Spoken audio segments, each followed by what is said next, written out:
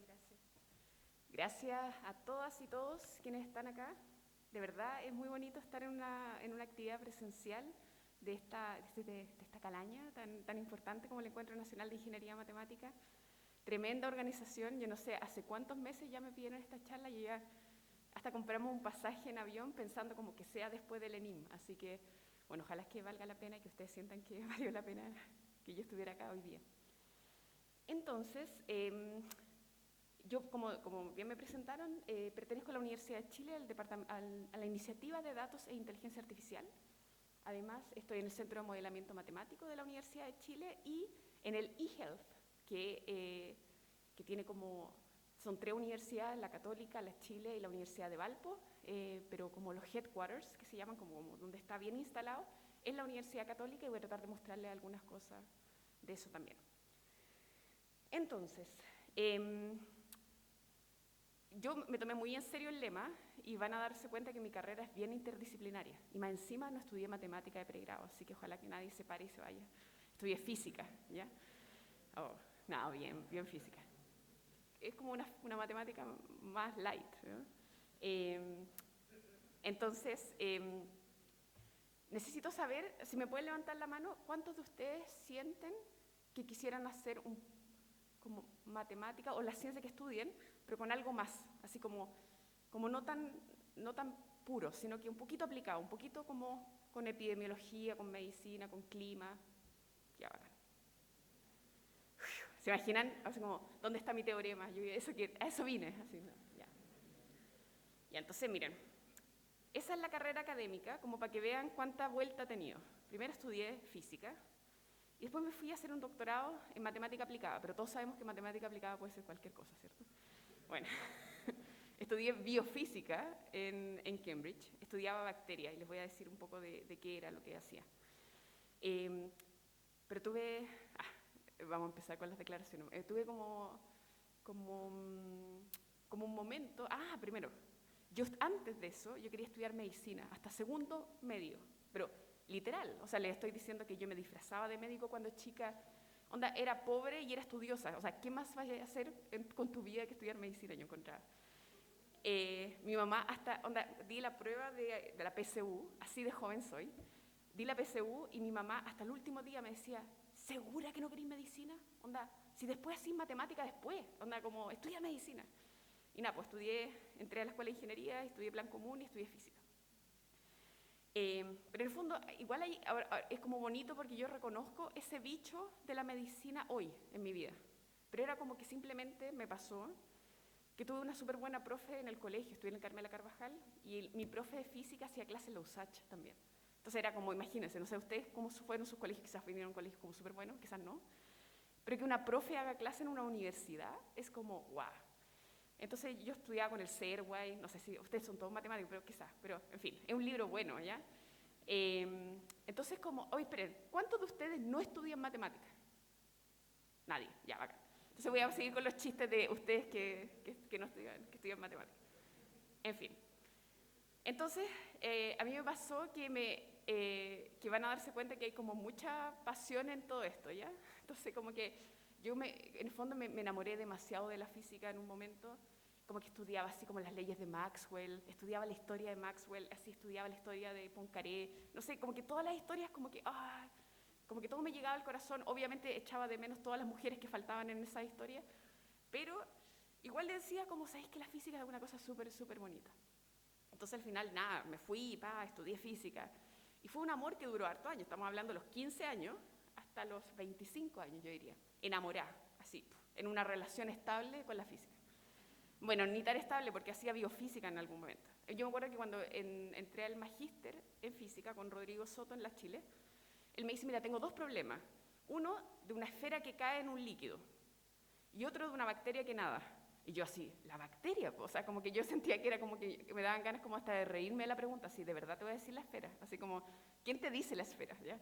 Bueno, alguien podría querer la esfera. ¿Sí? Pero era como encontrar el quinto orden de una aproximación de una esfera cayendo. Y yo así, en un líquido viscoso, ¿no? Y la bacteria nadando, entonces dame la bacteria. Y ahí fue bacán, porque eso significó, y no, esperen, Entonces era la historia como que yo me fui a sentar a la oficina y me dice, como quería estudiar la bacteria. Yo digo, la bacteria. Me dice, bacán que elegiste la bacteria porque tengo un ECOS-CONICET con Francia. Entonces, si elegiste la bacteria, tenés que irte a París en enero. Y yo así como por dentro, como, sí, así que estoy como muy, muy, muy contenta de haber elegido la bacteria, además por eso. Entonces llegué, seguí con mi bacteria, nadando y cosas así. Conocí a mi profe de Cambridge en Francia. Y le dije, como yo quiero hacer un doctorado, y me dijo, ya, postula. Y quedé, y estudiaba otra bacteria nadando, pero que emitía luz, además, como esa, buscando a Nemo. ¿Se acuerdan que hay un pez feo en el océano que tiene una luz? Ya, esa bacteria. Pero esa bacteria no mata a nadie. Es más, una vez yo estaba haciendo un experimento y sin querer, como que me inoculé de esa bacteria, como que tenía una aguja y me la puse en el brazo, y es como que así era un departamento de matemáticas. O sea, esa es la cuestión, como que cuando uno hace interdisciplina, usualmente las bacterias que producen diarrea, cólera, no sé, están en laboratorios que están mucho más cuidados y protegidos y con reglas. En un departamento de matemática, adivinen qué bacterias hay, pues las que no hacen nada, porque puede pasar gente como yo que se la inocula. Entonces, ya, fin, yo seguí ahí. El doctorado es difícil, ya por si acaso. ¿Alguien está en doctorado acá? ¿Alguien quiere hacer un doctorado? Todos quieren hacer doctorado acá, o casi todos, no sé. Ya, entonces estaba en esa y me di cuenta que yo quería igual ayudar como a la gente. O sea, como que yo sentía como que esa necesidad de, ya la bacteria no mata a nadie, ni siquiera produce diarrea, no produce nada, así como la bacteria que yo estudiaba. Y empecé como con una búsqueda académica espiritual de encontrar como qué cosa yo podía hacer que yo sentía que tenía algún impacto en alguna persona. Ese era como en algún momento, en tercer año de doctorado, yo sentía que yo estaba en Cambridge, en el departamento donde estaba Stephen Hawking, lo veía en las fiestas de Navidad y sentía que era como que algo me falta, como que yo sentía como yo debería ser feliz en este momento. ¿Y por qué no soy tan feliz? Y yo sentía que era porque me faltaba aplicarlo. ¿Ya? Como que necesitaba como ayudar a alguien con algo. ¿Ya? Entonces ahí empecé a hacer networking, y networking que es bacán y que ustedes deberían aprender a hacerlo, que es como literal ir a una charla, estar atento, tomar nota, atenta, hacer preguntas, quedarse a conversar si es que uno quiere, obvio, y en el fondo ahí la gente empieza a decir, cacha, está de nuevo la loca que se sienta en primera fila y que hace preguntas. Y en algún momento alguien me dijo, ¿tú sabís que hay una posesión en Hopkins, la Universidad Johns Hopkins en Estados Unidos, que tiene un training postdoc, ¿ya? Y era como, el llamado era muy bacán porque decía, se quiere gente de física, matemática o ingeniería que no sepa salud y que quiera aprender salud.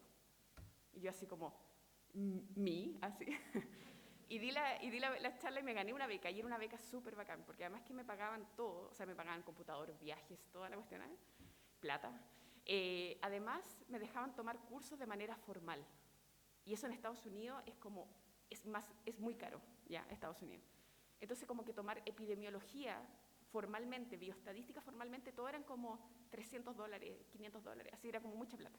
Y yo podía, literal, tomar los cursos. Entonces, sentarme al lado de gente muy joven que daba pruebas al lado mío, y eso como para mí fue súper importante. Y eso pasó el 2016, ¿ya? Entonces quiero que, como que ustedes van a decir, como, ¿y cuánto va a hablar esta mujer si lleva como en la primera slide como 10 minutos, ¿ya? Y ni siquiera estoy tomando el tiempo. Pero miren, tengo bolsillo en mi vestido, que es muy útil. Y voy a empezar a contar el tiempo.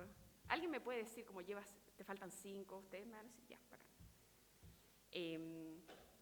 Entonces, en el fondo les quiero decir que ustedes podrían decir, no, yo ya estudié matemática, como que ya voy a estar en este hoyo por siempre. No, voy a estar como siempre en esta disciplina.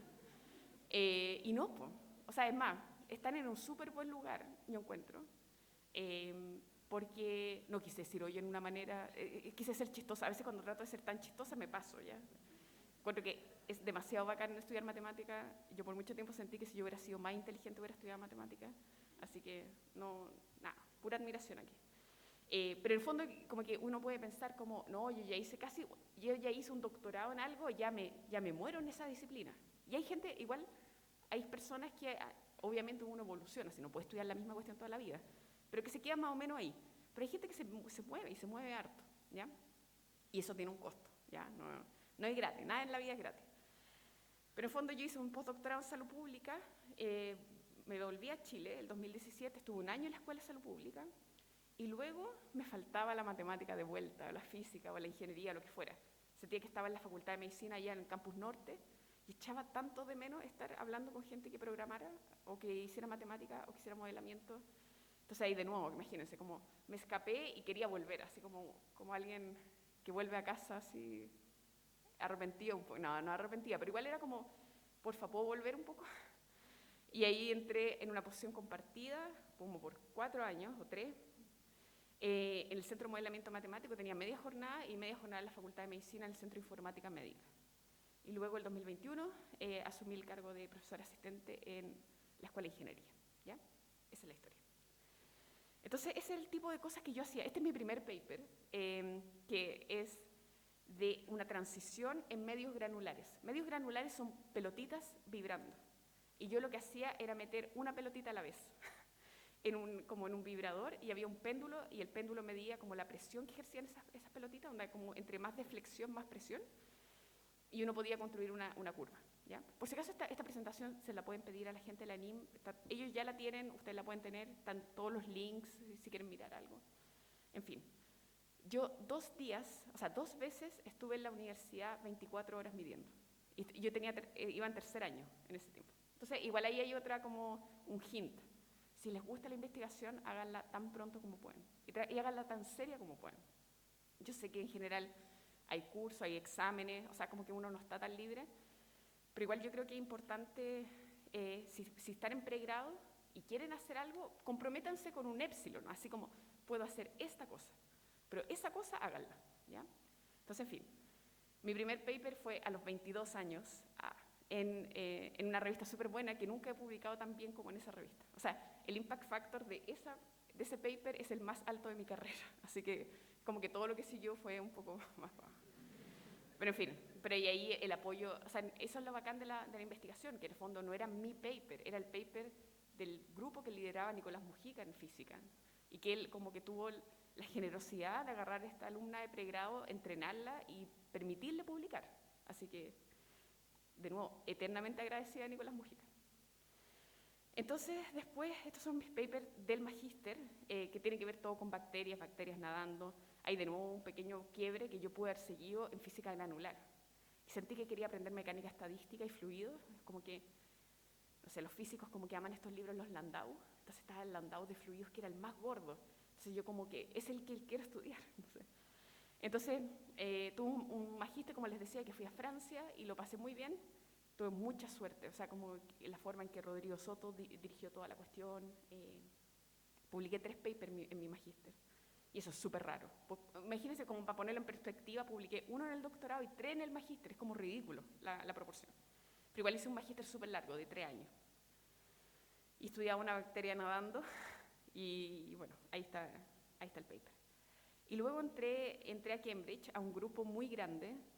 Mi profe era muy famoso, es como fellow de la Royal Society, y es como, tiene una Schlumberger Professorship, así como que en Cambridge están los profes que ya son como bacanes, pero están los profes con nombre, y mi profe era con nombre, como cátedra, como la Lucasian de Newton, pero más abajo, ¿ya?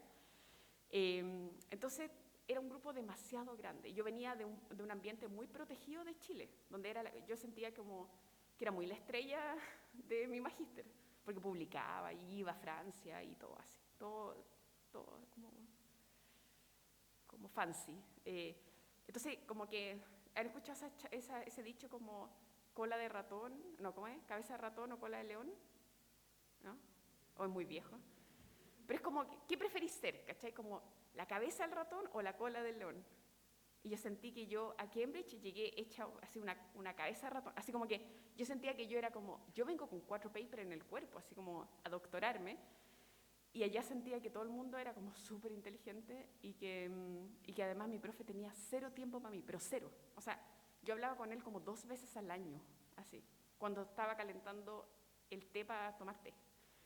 Era como alguien que, éramos 15 alumnos doctorados, y como que los postdoc trabajaban entre ellos para publicar más.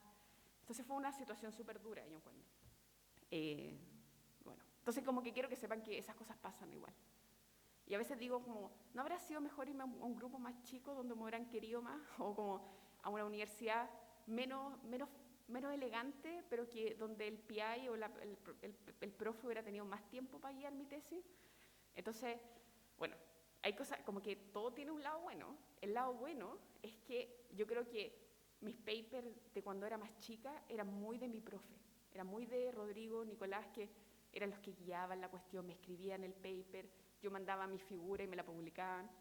En cambio, el paper del doctorado es muy mío, o sea, es como yo logré no deprimirme y no salirme del doctorado, o sea, esa cuestión como que te da una, como una independencia emocional y académica que es muy brígida. Entonces, en el fondo traten de ver eso, como que a veces cuando estén en una situación un poco compleja digan como, ya, pero esto igual me está enseñando algo, como que me está enseñando que quizás yo también puedo guiarme sola, o puedo pedir ayuda, o puedo aprender a pedir ayuda, ¿ya? Así que no pasa nada. Entonces ahí está mi paper del doctorado, hice simulaciones numéricas, hice experimentos y hice también unos cálculos como matemáticos, ¿ya? Entonces estoy muy orgullosa de mi tesis de doctorado. Y luego viene todo lo de Estados Unidos, ¿ya? Y ahí empecé a trabajar, voy a tomar agüita. Ustedes mientras piensen cosas que quieren preguntarme después.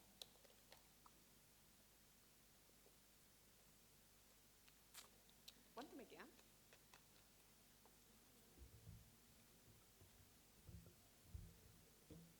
Ya, me quedan 20 minutos. Entonces, yo en un momento estaba súper metida con todo lo de la obesidad y la relación con pobreza, ¿ya? O sea, como que me interesaba mucho el problema de la obesidad, que es muy difícil, por si acaso, ¿ya?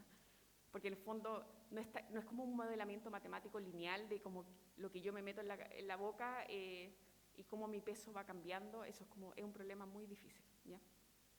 Pero en fin, cuando me contrataron en Estados Unidos me dijeron como, queremos que uséis Machine Learning, y por eso estaban tratando de traer gente de matemática o física. Machine Learning es aprendizaje de máquina, y es como cómo los computadores detectan patrones en datos. Yo era súper nueva en eso, o sea, yo tuve como mecánica estadística antes, o no sé, como cursos como cuántica 2, no sé, esa era mi mochila de cursos con la que yo me enfrenté a aprender aprendizaje de máquinas sola. Entonces, hay un libro, que a veces pongo la slide y se me fue esta vez, pero hay un libro amarillito que se llama Statistical Foundations, no, ese otro, se llama Introduction to Statistical Learning, ¿ya? Y ese libro tiene unos videos en YouTube. Y son 15 horas de video en YouTube donde te explican el libro. Entonces yo lo que hice en mi postdoc fue escucharme los 15 horas y hacía todos los laboratorios que habían al final de cada capítulo. Entonces eso fue, se fijan como que uno después aprende como, porque ya cuando uno es más grande, ya no logra, como que si yo quiero aprender teoría de grafo ahora, no puedo tomar, a veces ni siquiera puedo tomar el curso de grafo. Tengo que buscar en YouTube videos de cursos, o tengo que leerme el libro o el paper o estudiar sola. Entonces en general eso empieza a pasar, porque uno se auto enseña cosas. Entonces escribimos este libro que tiene que ver con predecir las tasas de obesidad en el mundo a partir de las ventas de alimentos. Es como, dime qué compra tu país y te diré qué tan gordo es ese país. Y gordo en términos de prevalencia de obesidad, o sea, el porcentaje de la población que es obesa. Y nada, usamos como métodos basados en árboles, support vector machines, y esto es lo gracioso, de que ahora yo lo que yo encuentro que es muy bacán hoy es que como que hay muchos centros, o sea, por ejemplo está el CENIA, está el CMM, están los institutos, el Instituto Milenio Fundamento de los Datos, el Instituto de eHealth, el que estoy yo. Hay tantos como centros que esos centros tienen periodistas, y esos periodistas y esos periodistas logran llegar a La Tercera, al Mercurio, a los diarios y poner noticias de investigadores lograron esto o matemáticas hicieron esta cosa. Pero en mis tiempos yo me acuerdo que era como que para salir en los diarios había que como que no sé, como que inventar descubrir la cura del cáncer nomás. No, como que no, la gente de matemática o física nunca llegaba a esos medios. Entonces, y en el fondo a mí me pasaba que cuando yo era física iba a un asado y nunca me preguntaban mucho qué hacía. Así como, era como, no, estoy una bacteria nadando, ok, next. Así como que no era como sigamos hablando. Pero cuando estudié obesidad, me pasaba que la gente me empezaba a preguntar cosas de obesidad, así como, hoy yo estoy haciendo tal dieta, no sé, como que era como que fue muy nuevo para mí enfrentarme como que a la gente le interesaba tanto lo que yo hacía, ¿ya? Entonces salió este paper, el 2018, algo así, 19, no me acuerdo, y me llaman de El País en España para hacerme una entrevista. Y yo así súper, como que en ese tiempo yo estaba poco entrenada para esta cosa como de el glamour de la ciencia, como que para mí era como, uy, o sea, como que no le conté a nadie en la universidad. Dije como, hoy di una entrevista para El País, porque en El País encontraron el paper. Y ahí vino como un boom, como que le conté a alguien y ese alguien le contó al periodista de la universidad y fue como, ¿qué? Y tú así casi no nos avisaste para que te preparáramos psicológicamente para dar la entrevista. Y después vieron 2 semanas de entrevistas. Entonces estuve como en la tele, en los diarios, o sea, daba una entrevista al día por 2 semanas. Así como que fue muy... Y es difícil esa cuestión en términos de que como que uno siempre la embarra en algo. Entonces a veces como que paraba de hablar y decía, oh, me equivoqué en el porcentaje, hoy fui pesada con alguien, hoy, o fui muy coloquial, o fui muy lo que fuera, ¿ya? Es igual que cansada, pero también como que te ayuda como a... Como que siempre, como que yo igual sentía el llamado de como no hay tantas mujeres en ciencia, no hay tantas mujeres hablando, no hay tantas mujeres en posiciones de poder y con voz, y como que entonces tengo que ir yo, ¿ya? Así que, by the way, soy feminista y esas cosas me interesan, entonces había que ir. Ya, pero la charla se llama de texto en salud, entonces ¿en qué momento empecé a hacer texto? ¿Ya? Yo ya había pasado, o sea, en Estados Unidos me habían dado toda clase de enfermedades por estar tan estresada, o sea, ese postdoc que era como mi sueño y y esta es la parte glamorosa, así como, hoy lo pasé, fue bacán, era bacán todo, ya, pero en el fondo igual despertaba a las 4 de la mañana con angustia y me ponía a estudiar, o sea, como que vivía sola en Estados Unidos, primera vez sin ninguna red de apoyo en una escuela de salud pública que era como súper competitiva. Entonces lo pasé mal, o sea, físicamente, yo creo que cíclicamente estaba así como muy mal, porque estaba muy estresada, como que no sabía controlar mi estrés, no sabía controlar la energía que le estaba poniendo todo eso. Entonces yo ya como que quería puro lograr como un nicho y quedarme en ese nicho, así como, ¿puedo quedarme en este lugar calentito un momento, por favor? Ya no quiero cambiarme más. Entonces estaba en Hopkins, me estaba volviendo a Chile, porque en el fondo es una búsqueda igual, como quiero tener una panadería que me guste. Yo viví 6 años fuera de Chile, cambiándome, pololeando, terminando porque me cambiaba de país, así como muy así, ¿ya? Encontré todo eso, por si acaso ahora. Todo ese equilibrio ocurrió. Pero en ese momento yo me quería volver a Chile y sentir que tenía un lugar, que sabía, que conocía a la gente, que no quería tener que pedir una visa especial o no poder postular un fondo. Yo quería como volver al país donde yo no necesitaba visa y donde sentía que podía hacer algún impacto, ¿ya? Y que podía ser la profe que enseñaba método estadístico o R o Python o lo que fuera, como que sentía que quería volver y volví. Entonces lo más natural era postular a un grant o un fondo con Hopkins en el tema de obesidad, que era la cuestión que yo hacía. Pero después un profe en medicina, yo estaba en la escuela de medicina, me dice, ¿sabéis qué? Tú no sabéis nada de esto, de lo que está pasando en Chile. El problema de verdad en Chile es la lista de espera en hospitales públicos. Y ahí fue, yo me acuerdo, se llama Rodrigo Martín, el profe, y me acuerdo que por el campus norte de la Chile, donde está el J. Aguirre, hicimos como no sé cuántas vueltas alrededor del hospital hablando de la cuestión. Y ahí me empezaba a decir, ¿tú sabís? Porque yo así como polla, así como, no, yo tengo ISAPRE, volví con... Y me decía, ya, en el sistema público la gente tiene que, para pedir la primera consulta, o sea, la primera consulta con un especialista, donde me duele el corazón, siento que tengo una arritmia, tiene que entrar a una lista de espera. Si tú estás en el sistema público, tú vas y pedís hora en el cardiólogo, y veis, buscáis Integra Médica, la clínica no sé cuánto, eventualmente veis un cardiólogo o cardióloga, pero en el sistema público no, entráis a una lista de espera y estáis un año. Y fue como que yo me acuerdo pensar como, ¿de verdad pasa esta cuestión? Onda como, qué terrible. Entonces ahí fue como que él, en esa vuelta dijimos, ya, ¿sabes qué? Este fondo que vamos a pedir, que eran 25 millones, vamos a hacer el estudio de la lista de espera en Chile. Entonces ahí ganamos un fondo de multidisciplinar para la investigación en equidad en salud. Y entonces, ¿por qué? Porque el texto, ¿ya? Y es porque la lista de espera tiene estos campos, más o menos, como que sexo, edad, especialidad, y sospecha diagnóstica. O sea, ¿por qué la persona está esperando? Está en texto libre. ¿Ya? Entonces nosotros escribimos un paper, y creo que no lo puse, pero escribimos un paper después del estudio, y estudiamos como, en el fondo, la tasa de mortalidad por tiempo de espera en la lista de espera, y cómo hay diferencias en Santiago y fuera de Santiago. Pero en el fondo, ¿por qué la gente está en la lista de espera? Y cómo yo podría priorizar pacientes, cómo podría atenderlos por telemedicina, cómo podría informar a tomadores de decisión. ¿Qué está pasando ahí? ¿Cachai? Como si tenía una lista de espera, si tenía un Excel de 1 millón de filas, donde una columna está con texto libre, todos entendemos lo que es el texto libre, es como así.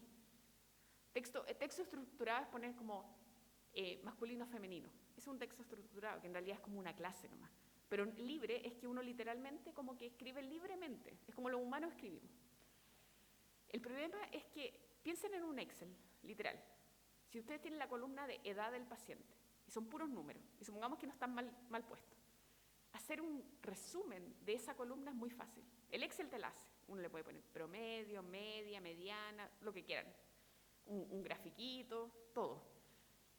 Resumir la columna de sospecha diagnóstica, eso es muy difícil, ¿ya? Porque dice como, el paciente tiene cáncer de colon, toma tantos remedios, su mamá no sé qué, el paciente está hospitalizado por otra cosa.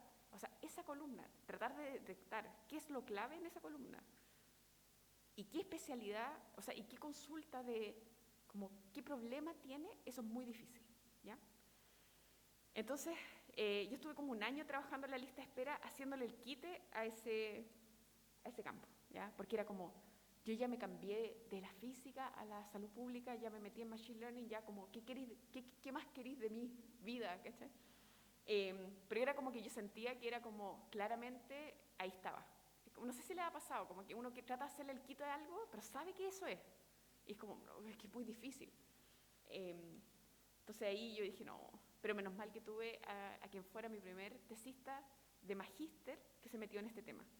Se llama Fabián Villena, es dentista, y Fabián, él solito empezó a meterse. Él tampoco sabía si era dentista, pero era súper inteligente y fue como, oye, Jocelyn, porque me tuteaba encima al principio, Jocelyn, ¿sabes qué? Yo creo que podemos hacer algo, yo creo que hay algo ahí. Y ahí al final terminamos haciendo un grupo de procesamiento del lenguaje natural en medicina. Fabián sigue conmigo, así que imagínense como cuánto le gusta la cuestión del texto libre. Entonces, lo que hicimos fue pedir la lista de espera en los hospitales públicos de Chile por transparencia. Es un documento público y uno lo puede pedir.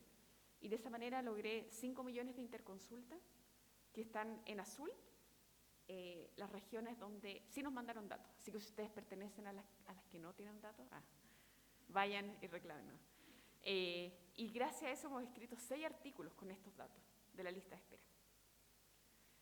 Entonces lo primero, y esta fue como la primera cosa que hicimos, que lo que primero que uno hace es como, hagamos una nube de palabras, como de qué son esos textos, ¿ya? Pero eso es como una primerísima aproximación.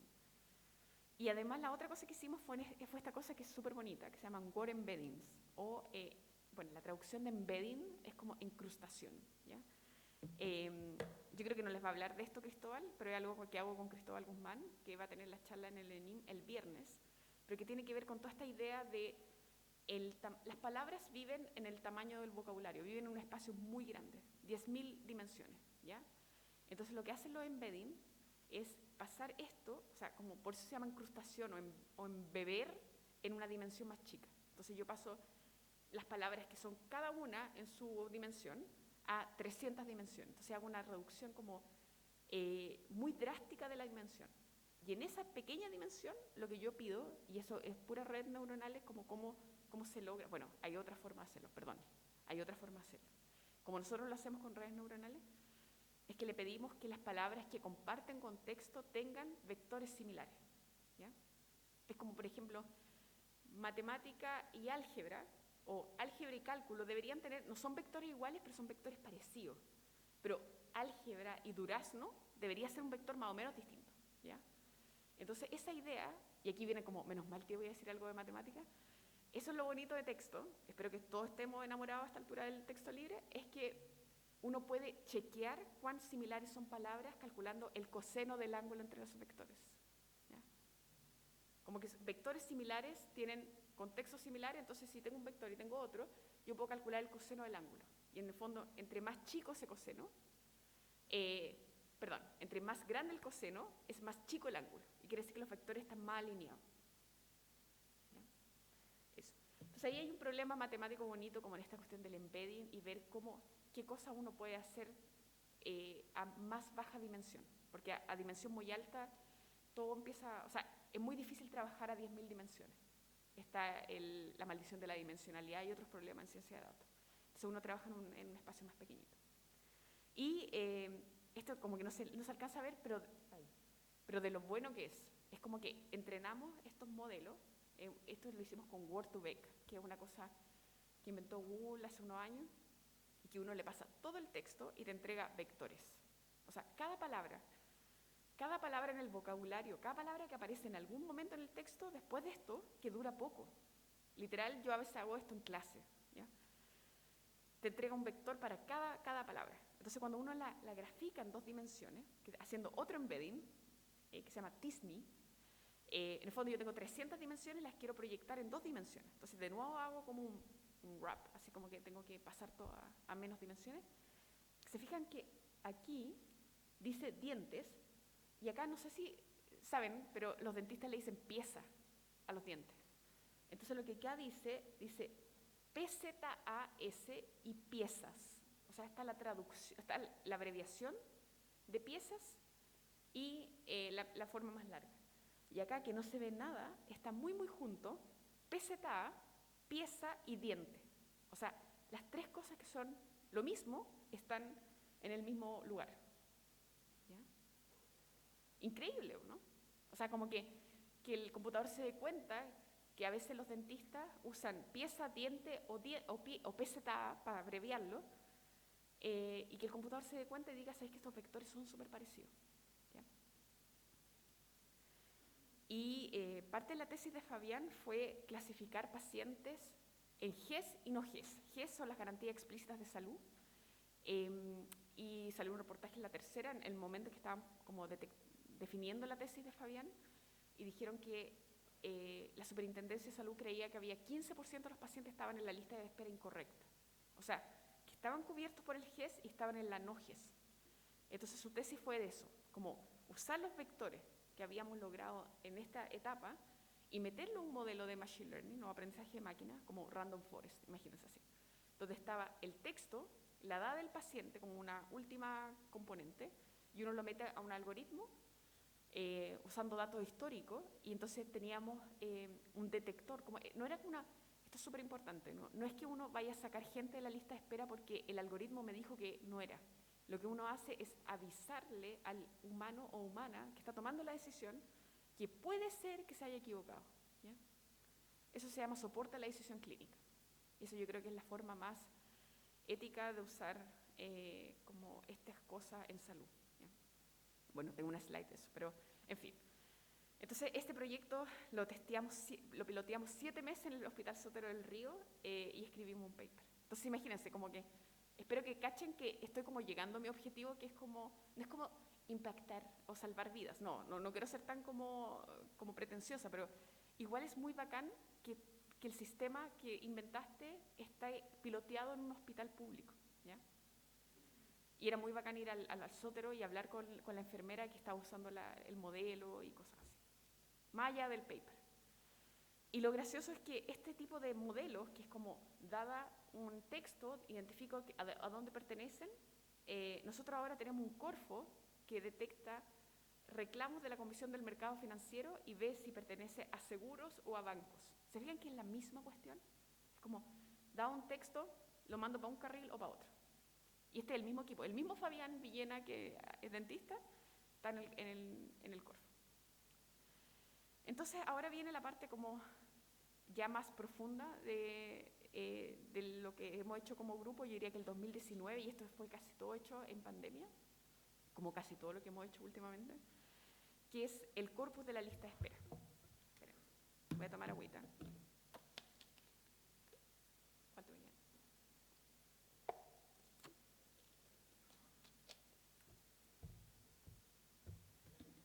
Ya.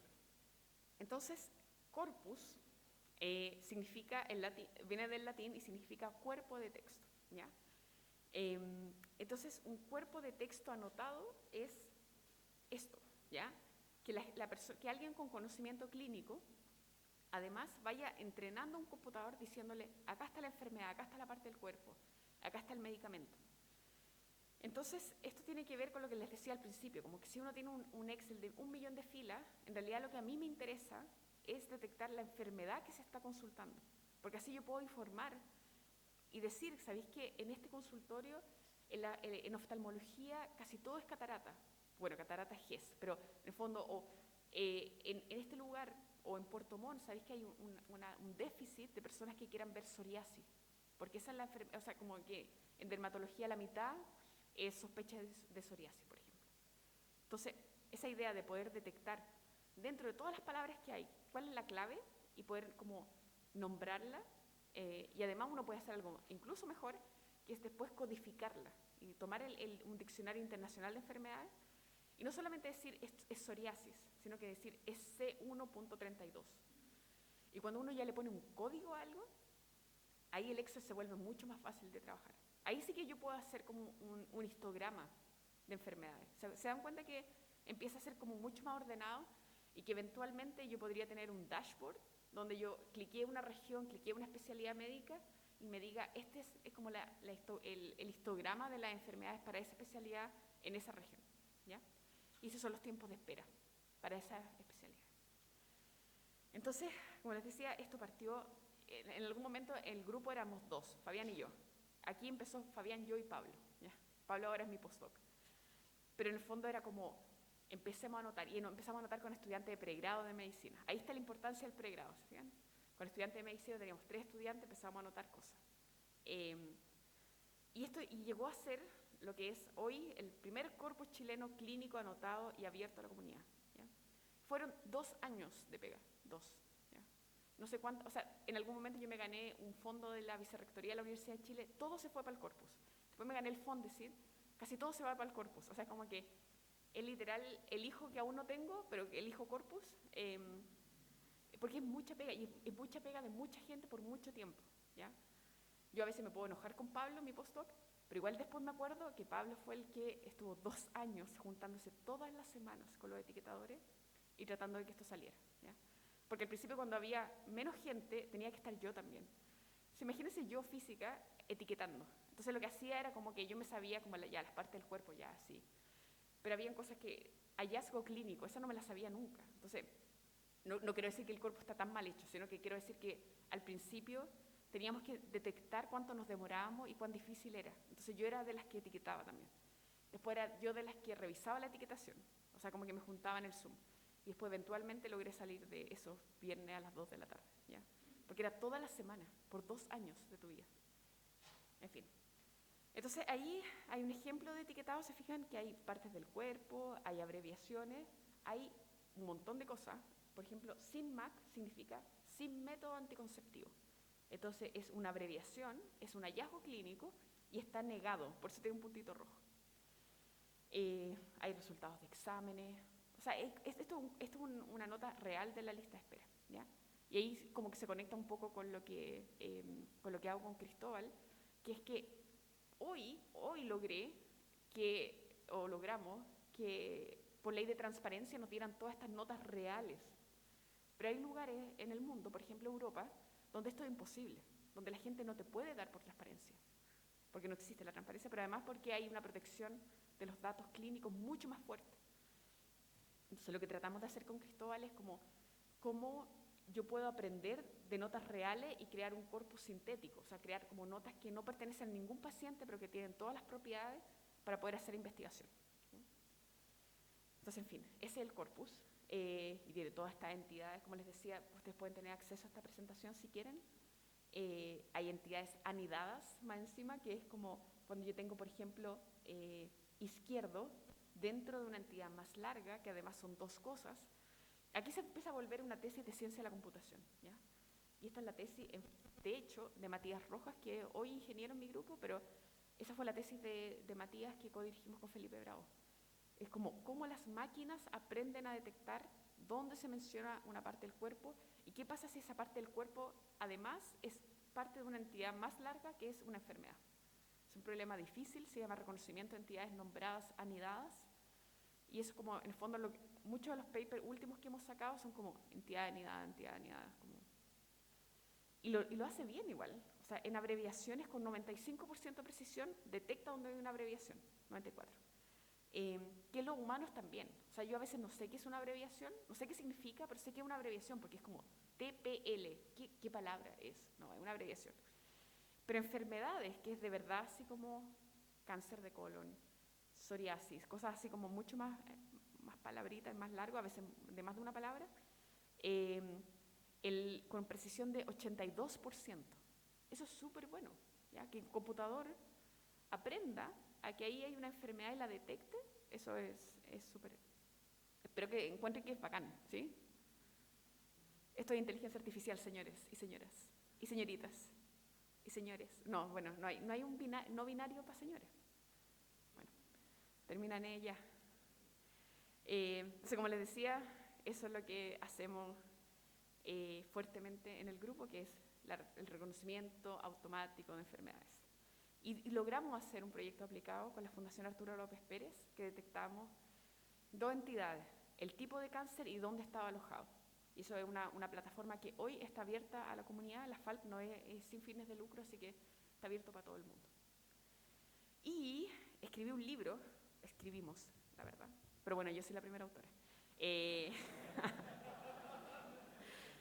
Hay un libro que se llama Una mirada al aire de los datos, y yo no sabía cuánto me iba a demorar en la cháchara, así que vamos a pasar unas slides súper rápido, porque me quedan como 3 minutos. Sí.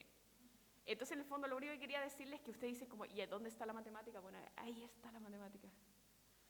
Y es que en la ciencia de datos, y espero que estemos, por si acaso hay una licenciatura en ciencia de datos en la Universidad Católica, que en el fondo muchos de nosotros y nosotras llegamos a ciencia de datos de otra parte. O sea, yo estoy peor que ustedes, porque no hay ni física acá, pero bueno, supongamos que estoy por acá. Y llegué, y tampoco soy de la ciencia de la computación, que también me gustaría hacer. Bueno, entonces estoy como por acá, ¿ya? Y llegué ahí. Porque además conocimiento del área, hay gente que, por ejemplo, llega a ciencia de datos en medicina, llegando desde la medicina. Pero en el fondo, como que le quiero mostrar que hay caminos distintos para llegar a ciencia de datos. Y uno puede ser como súper buena en esta área y de repente pega el salto, hace un diplomado, no sé qué, se pone a programar, se da cuenta que le encanta Python y llega a ciencia de datos. O hay gente que llega desde ciencia de la computación, que es como muy natural. Como, yo hacía bases de datos, no sé qué, búsqueda en internet, como lo que hace Marcelo Mendoza en la Católica, que ahora es profe. Que él venía como de Yahoo, de búsqueda de browsers y cosas así, y ahora hace texto, ¿ya? Entonces todos podemos llegar desde algún camino, y ustedes tienen un camino ahí, derechito. Y bueno, esta slide me las voy a saltar ya, pero en el fondo es como que tiene que ver como que la ruta del dato, esto es propaganda del libro, por si acaso, ¿ya? Lo tengo en PDF, de verdad, si no lo quieren comprar, pero me lo pueden pedir. Entonces, que tiene que ver como recopilar los datos. Eso es lo bonito, yo creo que lo bonito de la ciencia en general es que hay lugar para todos, ¿ya? Onda, como que uno dice como, no, es que como que casi lo único que necesitamos es como gente ultra brillante, así, pero como metidísima en su cosa, ¿ya?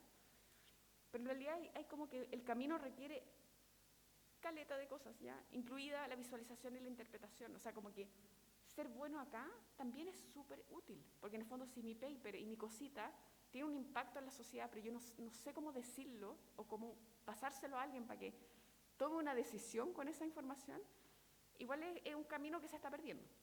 O toda la gente que se dedica, por ejemplo, que trabaja en astronomía y dice, voy a hacer cuántas barridas en el cielo, cada cuánto voy a buscar datos, cada cuánto voy a guardar esos datos, quién los va a gestionar, quién los va a administrar, cada cuánto voy a borrar datos, ¿ya? Porque no es que podamos llenarnos de gigas de datos como si no fuera nada.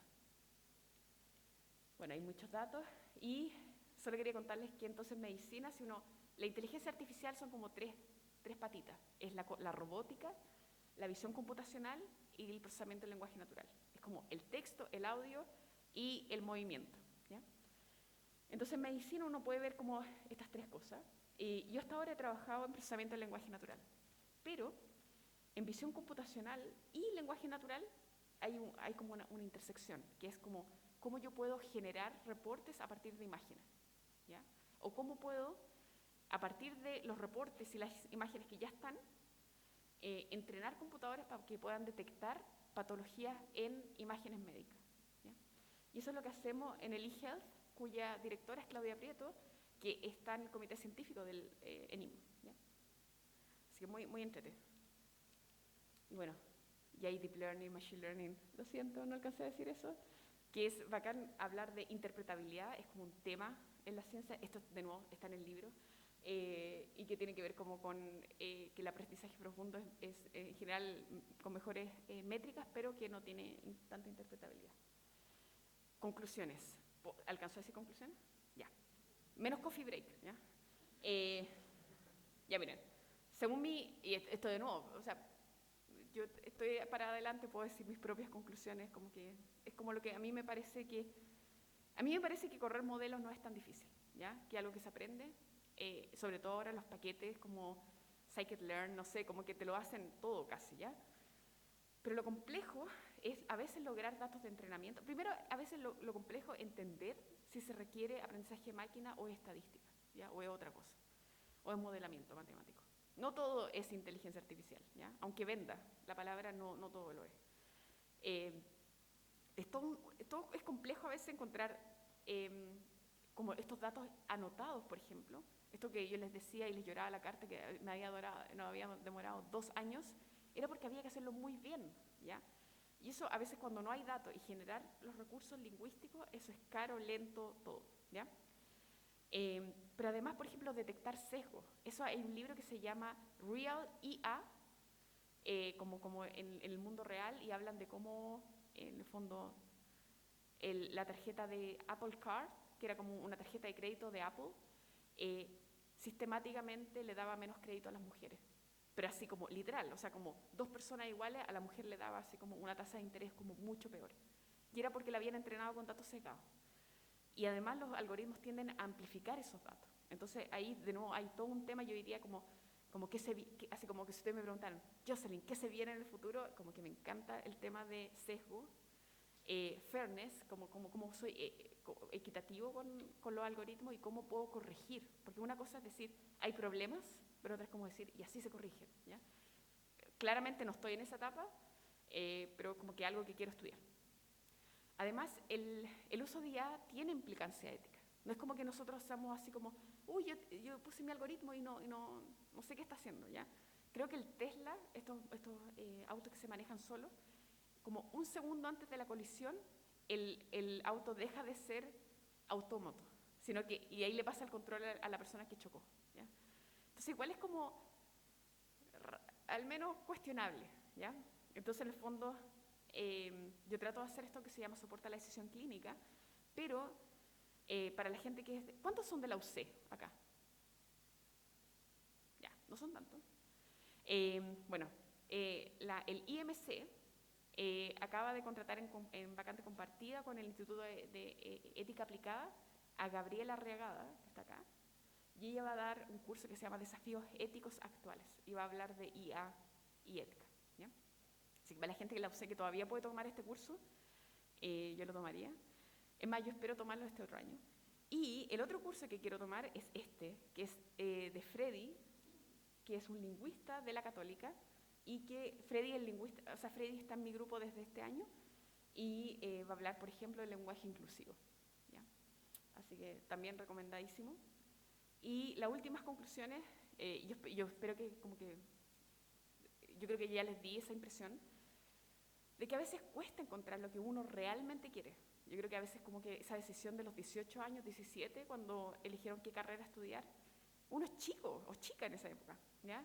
Entonces, en el fondo, probablemente siempre quise hacer medicina, pero quería hacerla como con computadores y matemáticas y no sabía cómo, porque en ese tiempo yo veía muy claramente separada la facultad de medicina de ingeniería o matemática. Aquí al menos ustedes están más mezclados, pero o sea, acá en este campus, pero en general ahora en la vida yo diría que está más interdisciplinaria, pero en su momento no era tan interdisciplinaria.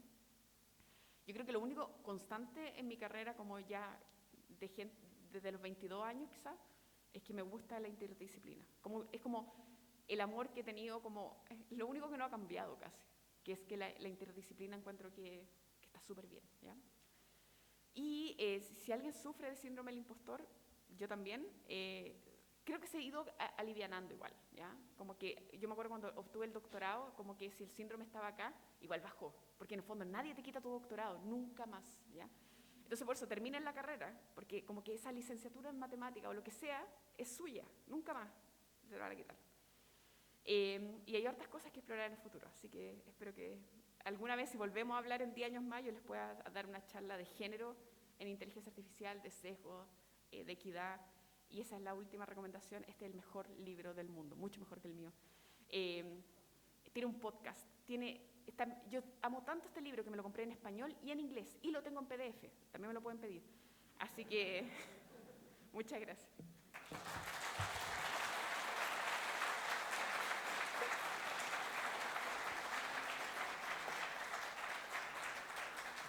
Muchas gracias, Jocelyn, por tu presentación. Entonces tenemos momentos tal vez para una o dos preguntas. ¿Alguien que quiere hacer una pregunta?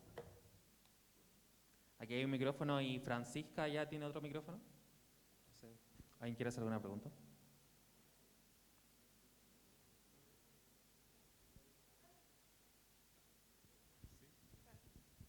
Ya. Hola, Jocelyn. Hola. Muchas gracias. No, una pregunta. Bueno, primero, si también me imagino que si necesita ingenieros matemáticos que te escriban, me imagino, para una tesis, un magíster, algo, trabajo, alumno de pregrado, yo creo que motivarlos. Pero también una pregunta, ¿por qué es importante hacer estos desarrollos desde Chile? O sea, bueno, obviamente hablamos un idioma español particular, de cierta característica de población, pero porque muchas veces está la impresión de que, bueno, el mundo está haciendo cosas de inteligencia artificial, comprémosla, la adaptamos, la copiamos, ¿por qué hacerlo desde acá? Sí. Olvidé decir que casi todos los recursos para hacer inteligencia artificial están en inglés. Entonces pasa que hay tesis hoy que se hacen en inglés. O sea, no solo escribir la tesis, sino que literal la investigación es acerca de reconocimiento de entidades nombradas en un corpus de Stanford, ¿ya? O del MIT o cosas así. Entonces igual eso da pena, porque en el fondo, pero da pena, pero es normal, ¿cachai? Porque en el fondo la gente tiene que hacer su tesis en algo, y si no hay recurso en español, la tiene que hacer en inglés y mejorar un poquito más la métrica o testear la métrica en una tarea que ya está ultra estudiada por un montón de personas angloparlantes. Entonces pasa que el lenguaje tiene sus características, o sea, el español tiene su cosa, ¿ya? La abreviación es algo que es muy poco estandarizado. La gente abrevia como puede. O sea, esto de PZA, pieza, lo aprenden en la práctica, pero hay abreviaciones que son medio inventadas, que depende de dónde tú aprendiste medicina, dónde la ejerciste, sobre todo en países donde hay profesionales de la salud de distintos países, abrevian de manera distinta.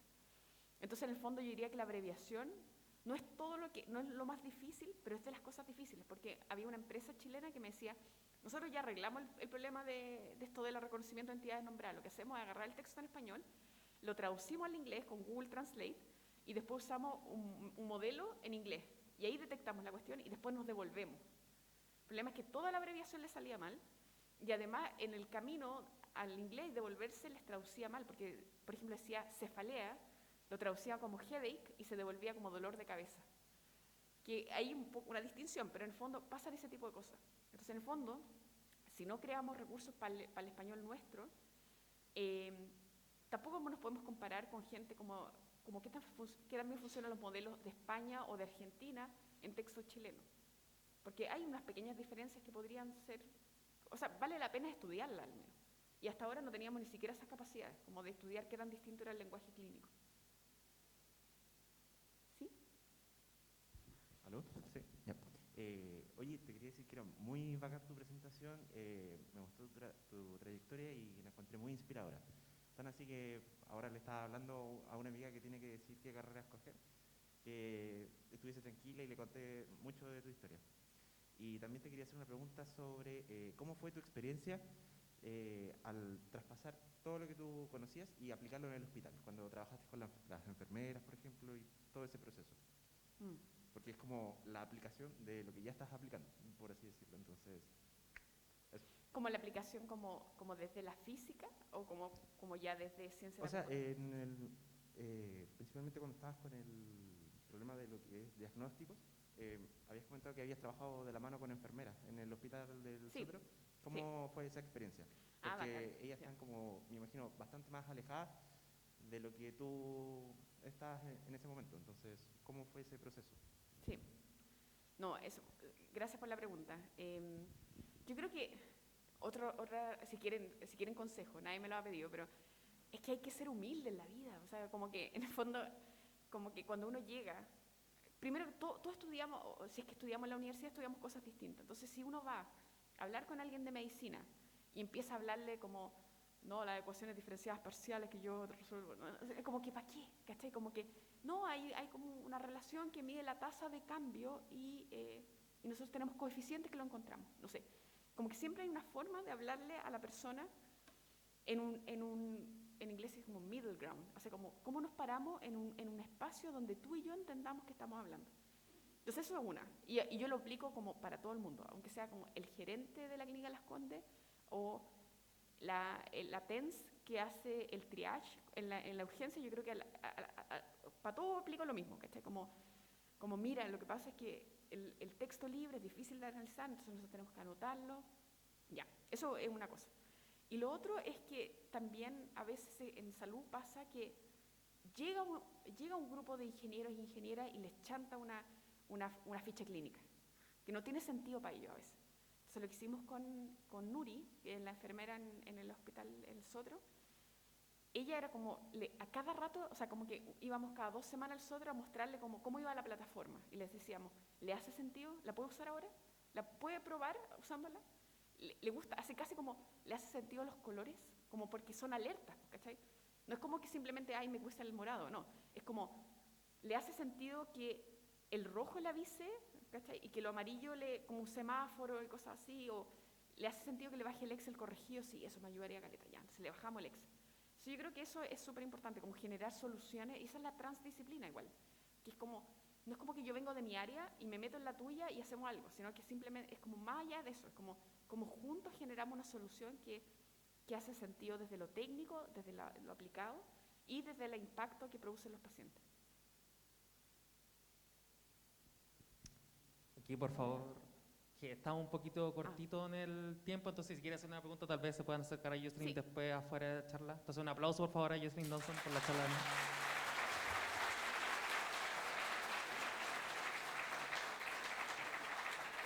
Tenemos un break de ahora de 10 minutos, entonces pueden ir afuera si quieren comer su comida y volvemos a las 10:45.